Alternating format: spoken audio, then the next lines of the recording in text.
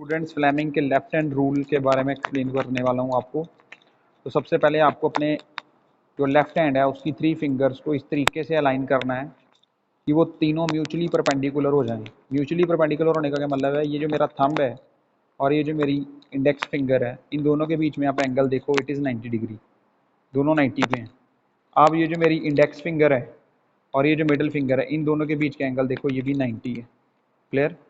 और अभी आप लोग ये वाली जो this finger thumb and middle finger, इनके बीच का एंगल देखो, दिस इज आल्सो 90।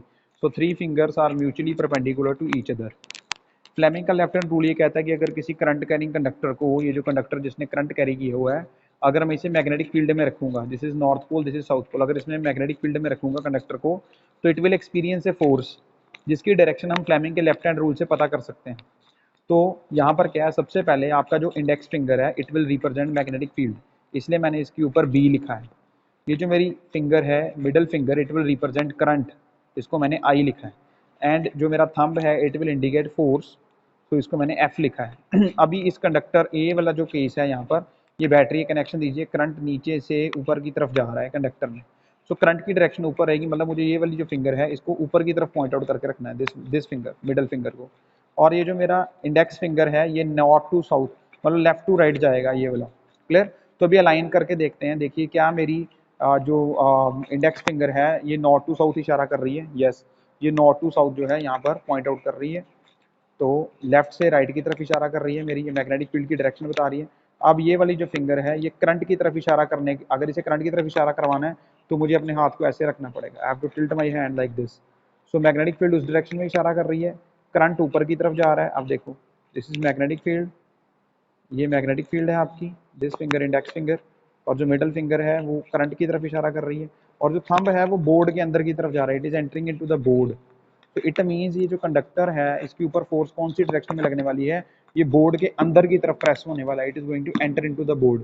क्योंकि ये 2D डायग्राम है तो यहाँ पे अच्छे से आपको क्लियर नहीं हो रहा।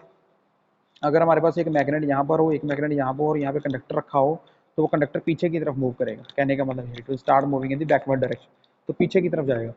और अगर हम लोग यहाँ पे कनेक्शंस को रिवर्स कर दें, लेट्स से ये जो पॉजिटिव टर्मिनल है इसको हम लोग नेगेटिव टर्मिनल कर दें और नेगेटिव को पॉजिटिव कर दें, तो क्या होने वाला है। So this case will occur, this is positive terminal, this is negative terminal, तो करंट आपका ऊपर से नीचे की तरफ आने वाला है। अब यहाँ पर मैंने मैग्नेटिक फील्ड की डायरेक्शन को चेंज नहीं किया है, मैग्नेटिक फील्ड नॉर्थ लेफ्ट पे ही है, साउथ आपका राइट पे ही है।